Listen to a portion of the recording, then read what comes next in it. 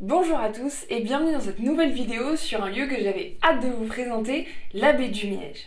Je vais vous faire visiter ces ruines uniques, les plus belles de France si on reprend les mots de Victor Hugo, mais surtout restez bien jusqu'à la fin. Cette vidéo, elle est en collaboration avec Terre de Parole. Ce festival littéraire s'étend tout du long du mois d'octobre sur toute la Seine-Maritime et il y a un événement bien particulier dont j'aimerais vous reparler à la fin.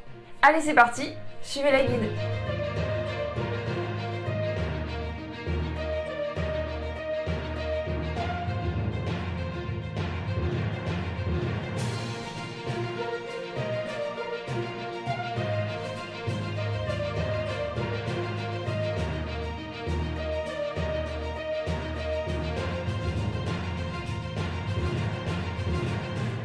Alors avant de vous emmener directement dans les ruines, je voulais vous faire un bref historique de l'abbaye du Miège pour que vous ayez les grands repères chronologiques et que vous ne soyez pas complètement paumés. Alors déjà il faut savoir que l'abbaye est très ancienne puisqu'elle a été fondée en 654 par Saint Philibert et c'est une abbaye bénédictine qui va assez vite être prospère.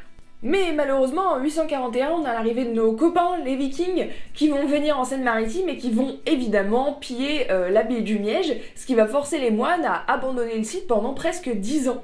Il va falloir attendre la création du duché de Normandie, vous savez avec Rolonde, je vous ai déjà parlé dans une autre vidéo, et surtout son fils Guillaume Longue-Épée, le deuxième duc, qui va vraiment aider l'abbaye à se remettre sur pied.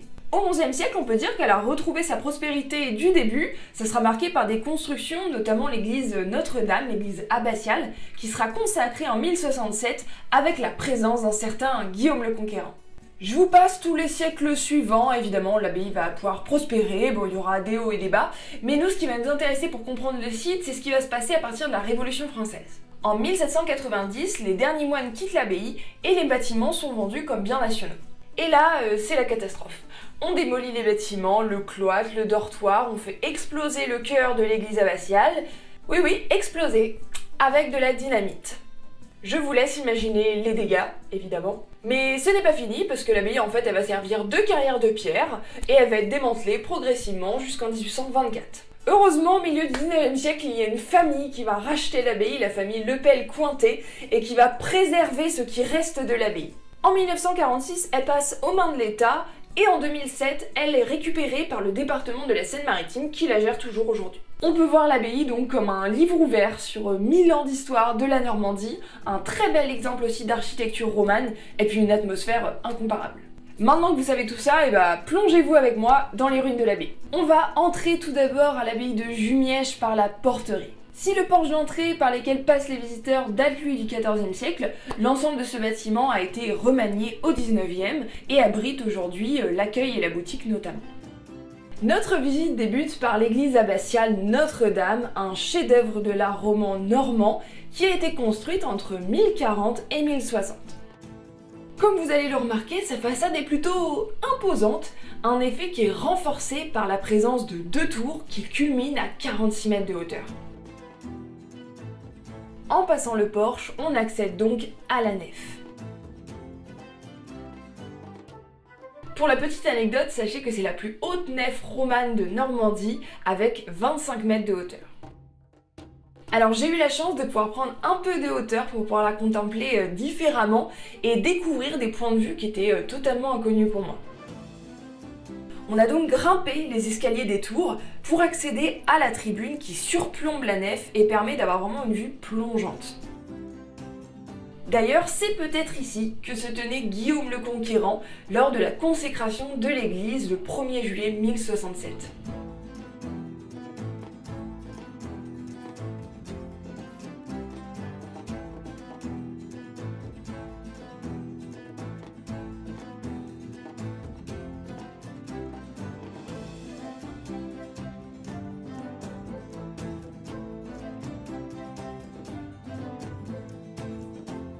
De retour au sol, on continue d'ouvrir les yeux en arpentant la nef. Il y a beaucoup de petits détails qu'on peut remarquer, des beaux chapiteaux sculptés et aussi pas mal de traces de peinture qui restent sur les chapiteaux ou sur les voûtes d'arêtes aussi sur les bas-côtés. Alors d'ailleurs sur place, ils proposent en fait de louer des tablettes avec une application qui s'appelle Jumièges 3D et qui permet en fait de superposer des vues de la réalité avec ce qu'était l'abbaye avant, donc de découvrir en fait l'apparence des bâtiments comme ils l'étaient à l'origine. Quand on arrive au bout, eh bien on arrive dans le cœur, vous savez, celui qui a été dynamité, qui a été construit au XIIIe siècle et dont il ne reste que 2 chapelles rayonnantes gothiques.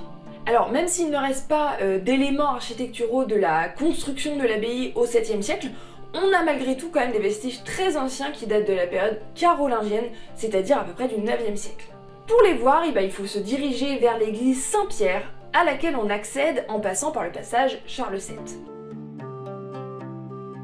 En effet, la façade et les premières travées ont été datées des premières décennies du 9e siècle, soit donc avant les premiers raids vikings. Surtout, ça en fait le plus important monument carolingien du nord de la France, encore en élévation.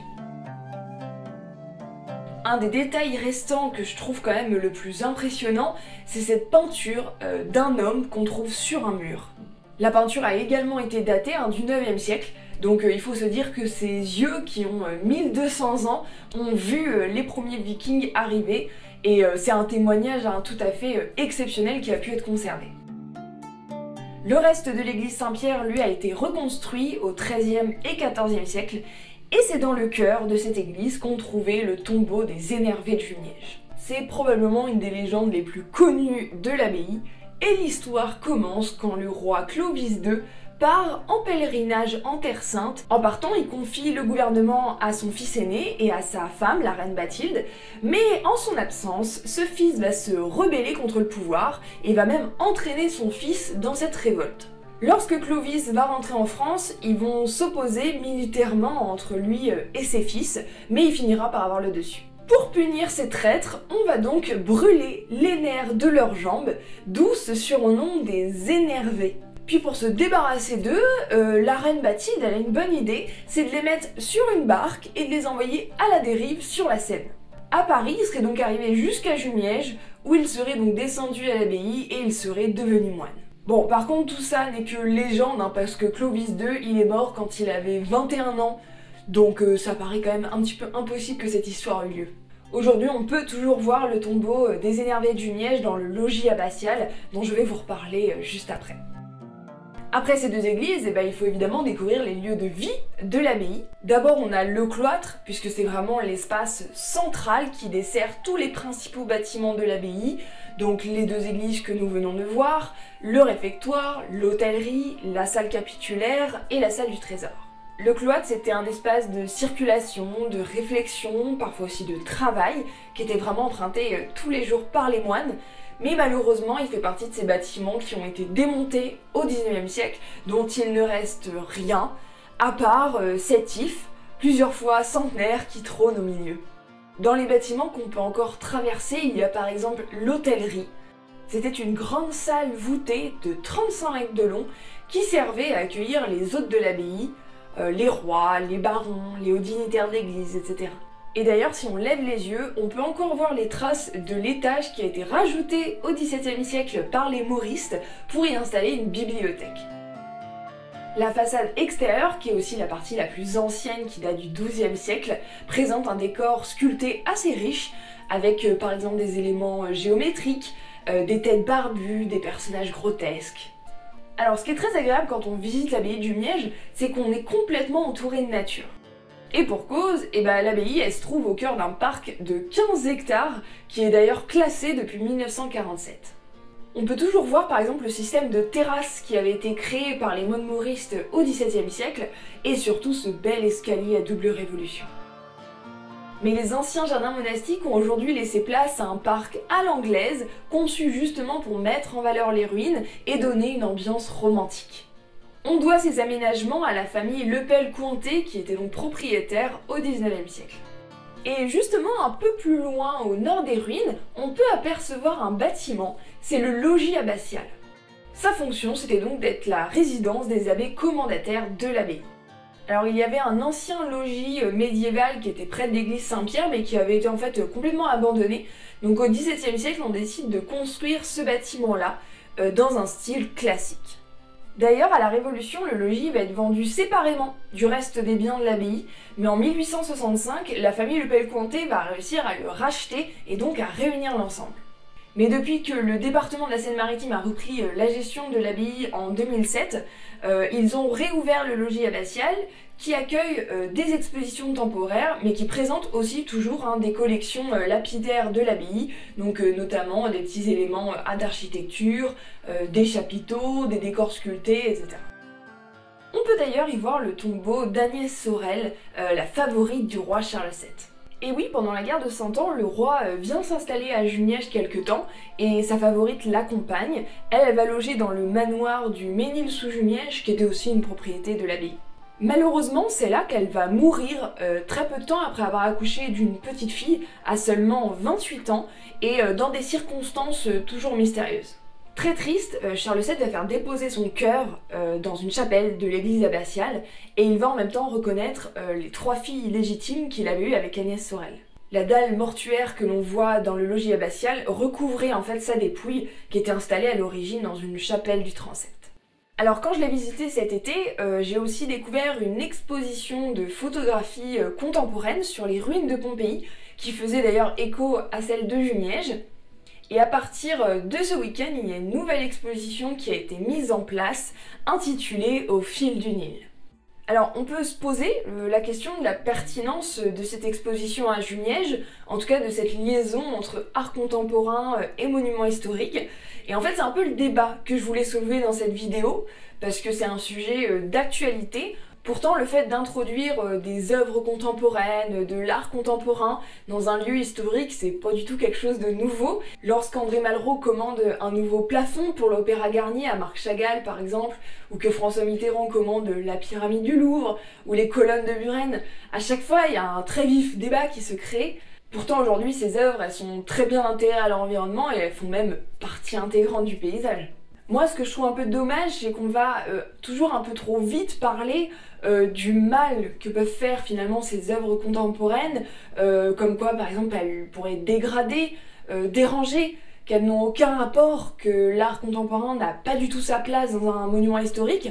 Et voilà, je trouve ça dommage parce qu'on ne voit pas l'autre côté finalement de se dire est-ce que ces œuvres-là elles pourraient pas permettre justement de mettre en lumière ces monuments-là, de les regarder sous un prisme différent et totalement nouveau. Bon, ça veut pas dire que c'est toujours réussi, mais on peut se poser la question. Moi par exemple, l'exposition sur les ruines de Pompéi à Juniège, au départ je me suis demandé pourquoi il y avait cette exposition, en fait finalement quel était le rapport, et en regardant l'exposition en fait ouais j'ai compris en fait finalement on est sur des ruines, sur des histoires qui ont rien à voir, des chronologies complètement différentes, mais en termes de même mise en valeur, de conservation, etc. Finalement si, il y a plein de liens qu'on peut faire et qu'on n'aurait peut-être pas imaginé avant. Et même d'un point de vue touristique, on sait à quel point les arts visuels d'ailleurs en général peuvent permettre de découvrir ou de valoriser des lieux, par exemple le cinéma. Je pense aussi par exemple à Etretat, qui connaît un grand regain de popularité depuis la sortie de la série Lupin sur Netflix. Localement par exemple, il y a une jeune chanteuse rouennaise, Claire Roignan, qui a tourné cet été son premier clip au manoir de Villers, qui est à Saint-Pierre-de-Manneville, qui est un bâtiment qui est classé monument historique et que je connaissais pas du tout. Je me dis que ce genre d'initiative aussi, c'est tout à fait intéressant parce qu'on sort un peu des canaux classiques de la valorisation du patrimoine, on peut toucher aussi un public plus large, différent. Et justement, l'abbaye de Juniège, elle va accueillir un événement d'art contemporain qui a vraiment été conçu pour mettre en lumière ces ruines d'une manière tout à fait inédite. Alors c'est dans le cadre du festival Terre de Parole que 2 compagnies, les compagnies Carabosse et les Souffleurs Commando Poétiques, vont investir l'abbaye de Juniège dans une installation de feu. Alors je vous mets quelques photos pour que vous puissiez imaginer un peu ce que ça va donner. Et entourée de cette ambiance bien particulière, la compagnie des souffleurs va faire voyager les mots, littéralement. Ils chuchoteront des textes de Flaubert, puisque ça s'inscrit dans le cadre du bicentenaire de la naissance de l'écrivain. Ça aura lieu le samedi 2 octobre à 19h30. Je vous mets en description tous les liens vers le site de Terre de Parole de l'événement si vous souhaitez réserver votre place. Et moi je couvrirai cet événement, donc n'hésitez pas à venir me suivre sur Instagram pour découvrir ça, et je vous dévoilerai également les coulisses de l'installation. N'hésitez pas à me dire en commentaire justement ce que vous pensez de ce lien entre l'art contemporain et les monuments historiques, et également à me dire si vous avez déjà visité l'abbaye du Jumièges. Je suis assez curieuse de vous lire. Je vous invite à suivre également sur les réseaux sociaux Terre de Parole, parce qu'il y a plein d'autres événements qui auront lieu tout du long du mois d'octobre, donc voilà, si vous voulez savoir toutes les nouveautés, allez les suivre. Et également le compte du département de la Seine-Maritime, qui gère l'abbaye du Miège, mais pas que, et qui permet d'être au courant des bons plans de visite, des expositions, des événements, etc. Bon, j'en profite au passage pour remercier Louise du département pour avoir organisé cette visite, et nos guides sur place, Mickaël et Caroline. Si cette vidéo vous a plu, eh bien n'hésitez pas à vous abonner si c'est pas déjà fait, à mettre un petit pouce sous la vidéo, et je vous dis à très bientôt!